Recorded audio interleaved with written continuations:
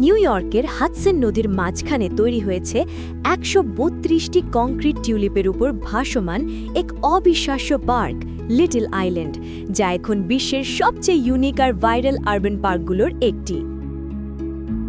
শহরের সৌন্দর্য অনেকটাই নির্ভর করে তার সবুজ আর জলাশয়ের উপর, আর এই দুয়ের মিলন যখন একসাথে ঘটে তখন তৈরি হয় এক অনন্য পাবলিক স্পেস। ম্যানহাটনের ওয়েস্ট সাইডে হাডসন নদীর ধারে দাঁড়িয়ে থাকা লিটল আইল্যান্ড পার্ক ঠিক এমনই এক বিস্ময়।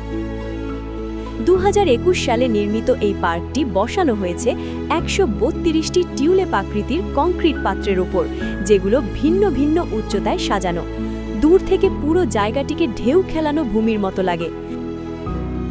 প্রায় ২.৫ একর জায়গা জুড়ে রয়েছে ঘোরানো হাঁটার পথ, সাজানো বাগান আর ৭০০ আসনের একটি অ্যাম্ফিথিয়েটার। $২৬০ মিলিয়ন এই প্রকল্পের মূল লক্ষ্য ছিল শহরের কোলাহল থেকে মানুষকে একটু শান্তির জায়গা দেওয়া।